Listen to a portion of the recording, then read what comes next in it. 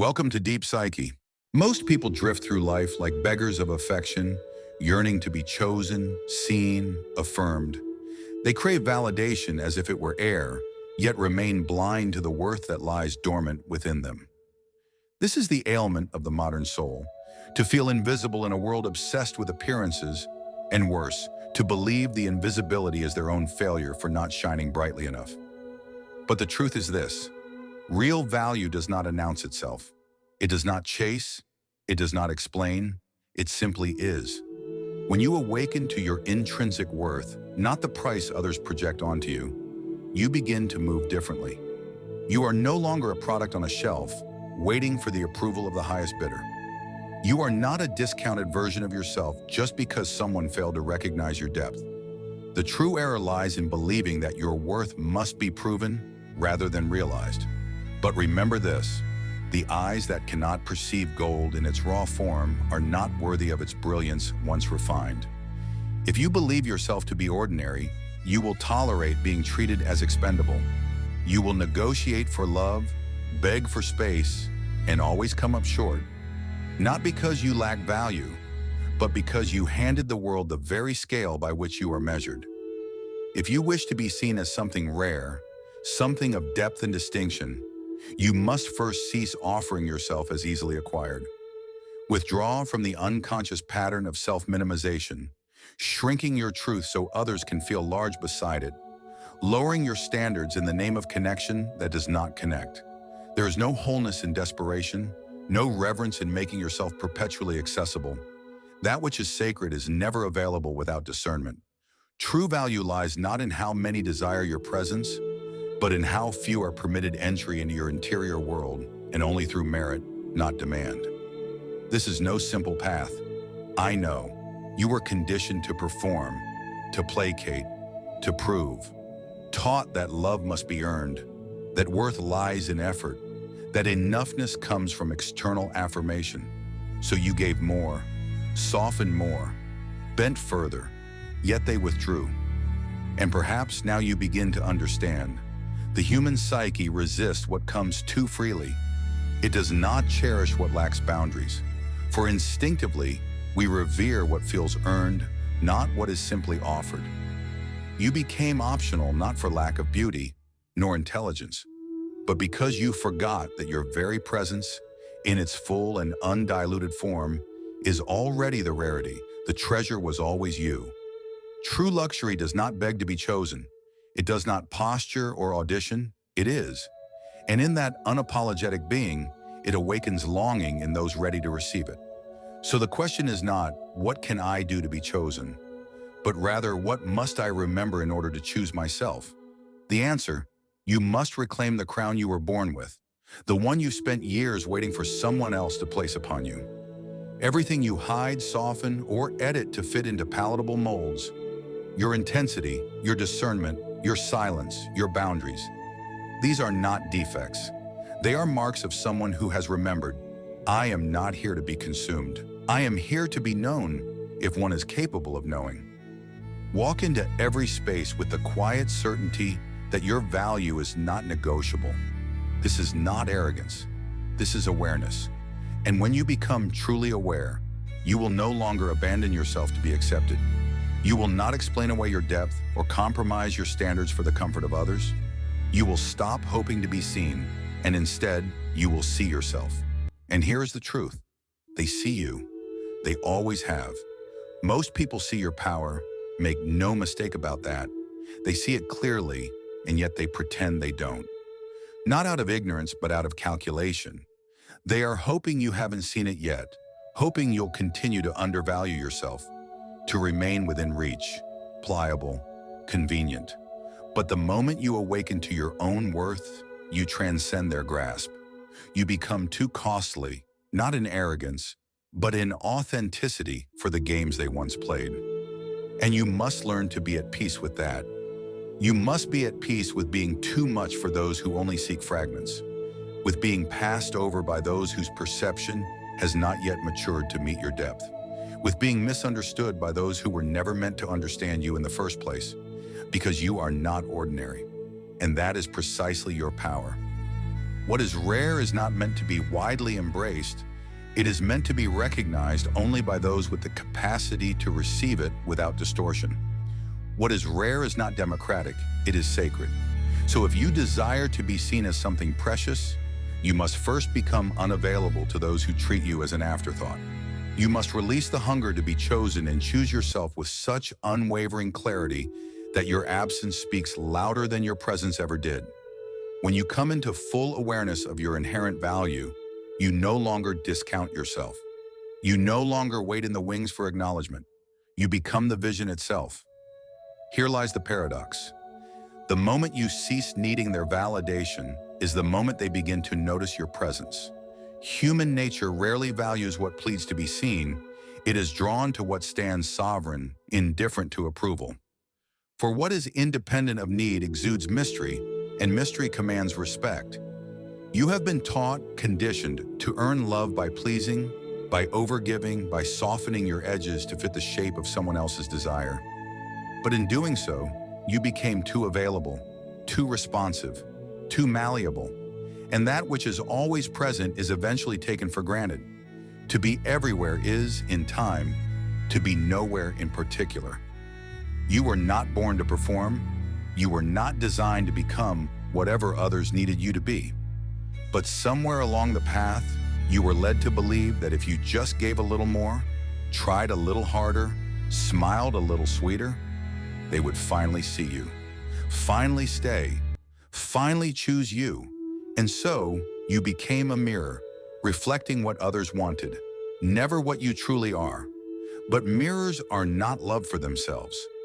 They are used until the seeker finds what they're looking for, and then left behind. And you? You are not a mirror. You are not a vessel for someone else's projection. You are the image itself. Not a reflection to serve another's gaze, but a presence to be witnessed in your own right. Validation is a drug, an intoxicant of the ego. It lifts you briefly, like a flame flickering under praise, but the high fades the moment the clapping stops, the messages cease, the attention shifts, and in that sudden silence, panic creeps in. You begin to doubt, to question, to retrace your steps, believing you must have failed, that you were not enough. But the betrayal did not occur in their silence. It occurred when you abandoned yourself for the sake of being accepted. You forgot, the one who has integrated their worth does not beg for mirrors. They do not seek themselves in others' eyes. They know. They know through their solitude, their self-respect, their quiet refusal to betray their essence for fleeting approval. Understand this deeply. The moment you place your self-worth in another's hands, you give them the power not only to elevate you, but to shatter you. If their approval gives you wings, their rejection will strip you bare. This is not love. This is bondage disguised as connection. And many remain forever as mere options because they confuse applause with alignment. They hunger to be chosen so desperately that they dissolve their edges in order to fit inside someone else's frame. But ask yourself, what is the value of being chosen if you had to disappear in order to be accepted? The psyche at its core is drawn not to neediness, but to sovereignty. There is something magnetic about a person who is whole unto themselves, who does not flinch in silence, who does not bend under pressure, who does not trade authenticity for attachment. There is a mystery to someone who self-validates, who knows how to stay and yet chooses to walk away if staying means self-betrayal. That kind of presence does not chase attention. It commands it without effort. Because what is rare, by its very nature, does not scream to be seen. It simply is, and that is enough. If you want to stop being an option, stop offering your worth at a discount. Stop adjusting your truth to accommodate others' discomfort. Those who cannot hold the full expression of who you are were never meant to stand in your light. Let them go. You were never meant for mass consumption. You were meant for reverence, for the rare few who can see you without needing you to be less. And yes, the path of individuation is often lonely at first, but that loneliness is not abandonment, it is initiation. When you stop craving validation, you also cease attracting those who only fed on your need for it. And when they fall away, let them. Their absence is not your emptiness, it is your emancipation. It is the return of the soul to its rightful center, whole, self-contained, untouchable. Because once you no longer seek to be chosen, you become the standard, the one to be earned, not accessed, admired, not consumed. You stop playing the game, and by stepping outside of it, you transcend it entirely. You rise, not loudly, not for show, but with depth, with presence, with a power that does not perform. For what is truly valuable never auditions. It does not beg, it does not prove, it simply lives. And those with the eyes to see will. There is a reason people turn their heads not toward noise, but toward silence. Silence holds weight. It is not absence, but presence. Not emptiness, but essence. True presence is not something you manufacture. It is not stitched into loudness or performance. It is born from within, formed in the calm of your voice, the steadiness in your gaze, the quiet dignity in how you hold yourself when no one is watching. You want to be seen as a luxury? Then stop dressing the void in ornaments. Stop performing aliveness. Start cultivating essence. Because real luxury does not clamor, it does not chase, it simply is. Effortless, magnetic. It draws attention not by asking for it, but by embodying a kind of depth that cannot be imitated. We live in a world obsessed with appearance. People are taught to curate the external, to decorate the surface while neglecting the soul. They learn how to look desirable, but forget how to be someone worth desiring. They master the performance of presence, but fear the vulnerability of pause. They speak in borrowed tones, live in borrowed images, and forget that real presence is not visual, it is energetic. It's the residue you leave behind in a room. And energy cannot lie. You can wear elegance, but if you do not embody it, people will feel the dissonance. They always do. Because there is no perfume strong enough to mask a hollow spirit. Your worth is not measured by the attention you attract. It's measured by how little you require it. The more anchored you are in your being, the less performance you need. The more self-contained your energy becomes, the more powerful your presence feels. The world may teach you to build aesthetics, to chase beauty, to craft the illusion of value, but even the most ornate shell shatters if it is hollow. Depth is what holds. Depth is what lingers. When you possess that depth, you don't need decoration, you don't need noise, you don't need to explain your worth. It is felt in your restraint, in your stillness, in your refusal to prove. True elegance belongs to the one who does not flinch in silence, who does not need to be loud to be noticed, who understands that power is not about how much space you fill, but how deeply you are rooted in the space you do occupy. And that is what people remember, not the one who scattered themselves everywhere, but the one who stood still and somehow said everything without speaking at all. Stop chasing visibility. Start cultivating substance. If you want to be perceived as a rarity, as a presence that cannot be overlooked, then become someone whose very being brings value, without the need for applause, validation, or performance. Step into your quiet power. Know who you are when the room grows silent, when no one is watching, when admiration fades and you are left with nothing but yourself. Because those are the moments that strip away illusion. And if you've done the inner work, you will not collapse, you will remain whole. There is no luxury in pretending, no elegance in stretching yourself thin for the comfort of others. You become magnetic when you become true, when your voice is rooted, not rehearsed, when your energy feels grounded, not performative. That kind of presence can't be faked. People won't always be able to explain it, but they will feel it. It's in the way you don't chase, the way you don't shrink, the way your gaze doesn't beg to be seen, it sees. And that's when silence starts speaking louder than your words ever did. That's when people lean in, not because you're louder, but because you're real. Do not trade depth for attention. Do not trade your truth for popularity. You may gain the crowd, but you will lose the crown. And the crown is not for the most visible, it is for the most authentic, for the one who carries quiet self-possession, who is unmoved by who stays or who leaves. This is how you stop being seen as replaceable. This is how people begin to respect your space, your silence, your soul. Because they sense something sacred in you, something rare. And sacred things are not handed to everyone. They are protected. You don't become luxury by copying it. You become it by embodying what can't be bought, sold, or imitated: presence, depth, and self-respect. Real power isn't loud. It doesn't demand. It doesn't perform. It emanates. It holds. It watches. And perhaps most importantly, it feels but doesn't flinch. Emotional detachment isn't coldness. It's not apathy. It's mastery.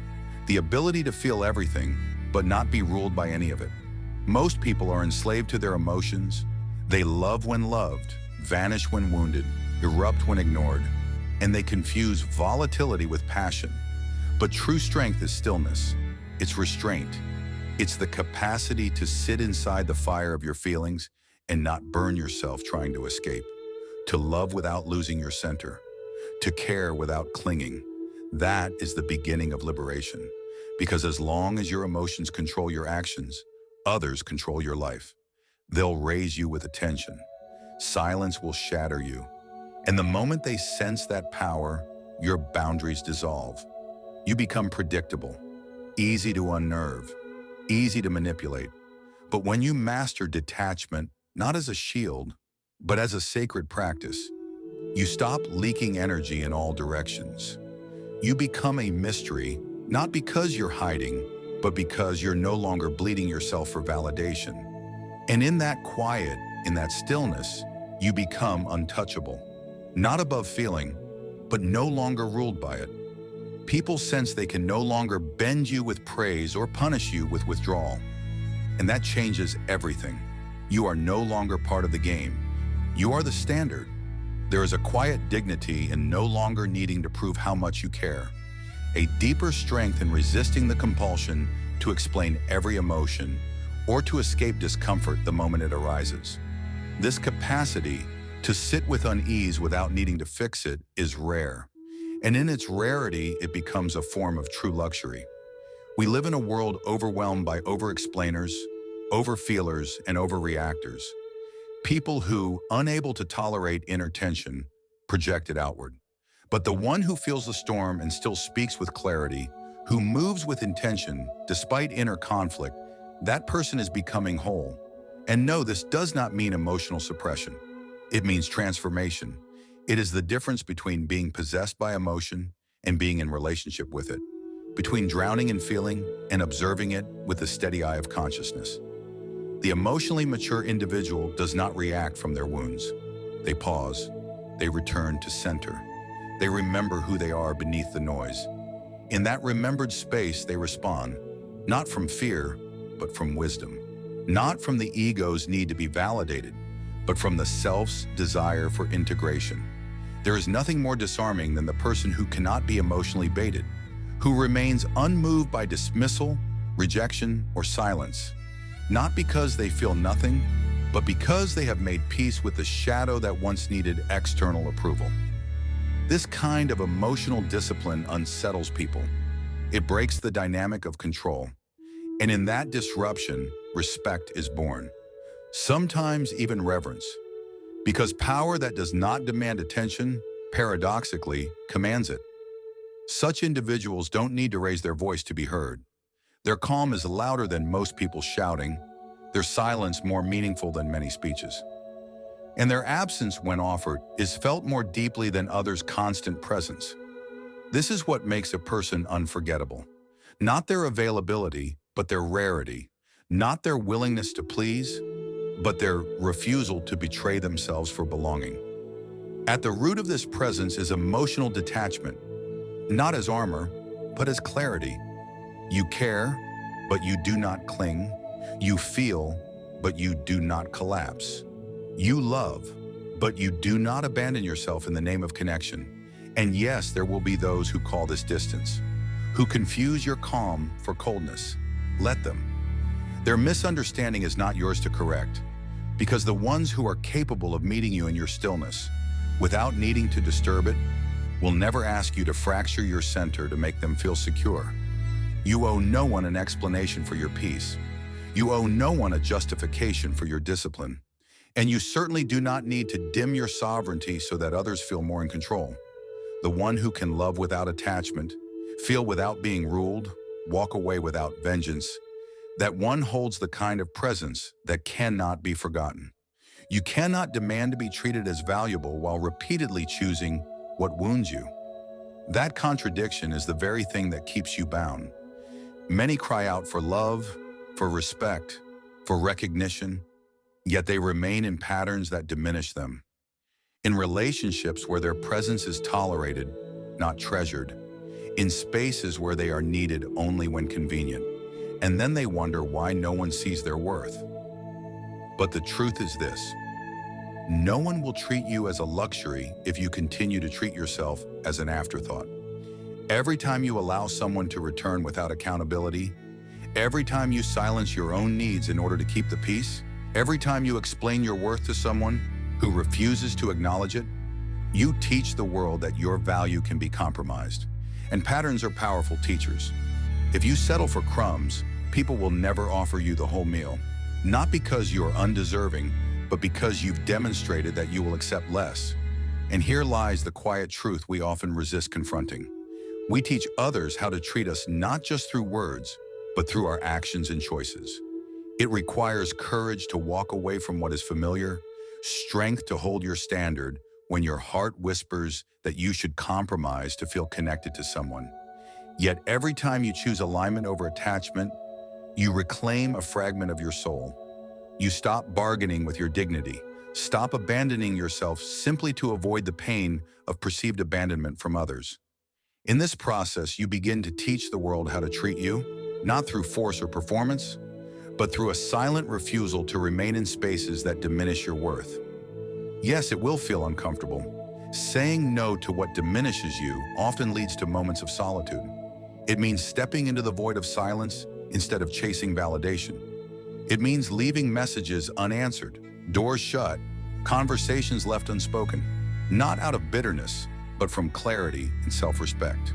Your healing will undoubtedly make others uncomfortable, especially those who once thrived on your lack of boundaries. But let them feel that discomfort. Let them wonder what has changed. You owe them no explanation. Your peace is the only explanation you need. People often ask, how can I make them see me differently?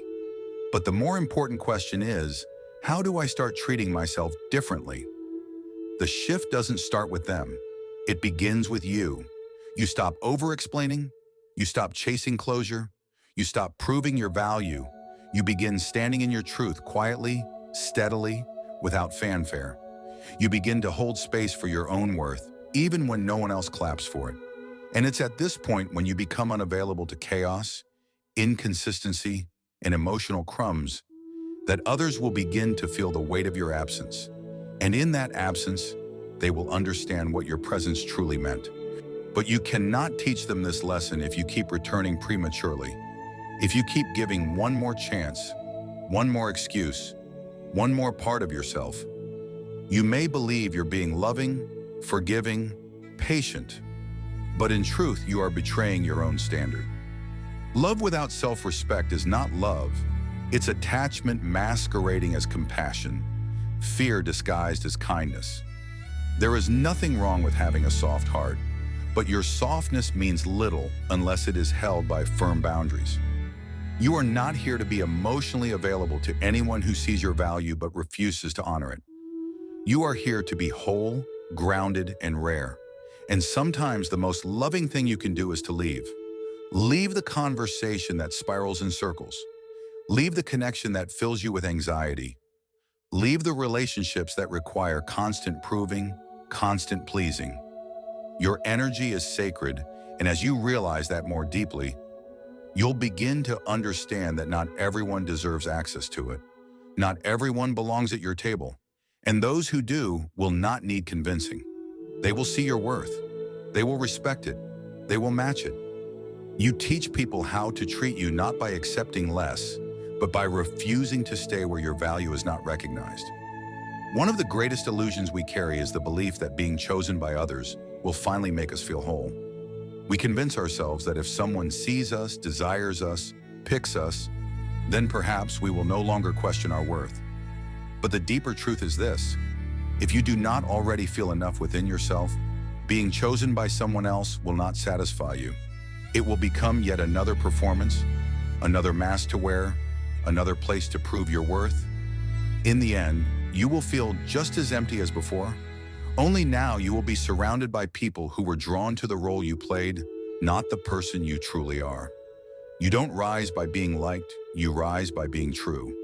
The world is full of people who are agreeable, pleasant, palatable, but very few who are unforgettable. And unforgettable doesn't come from fitting in, it comes from standing out. Not by trying to be different, but by daring to be real.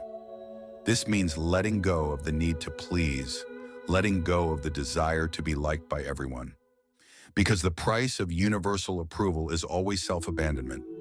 In that pursuit, you end up trimming your edges, softening your truth, toning down your light, all to avoid discomfort. But you were never meant to be a diluted version of yourself.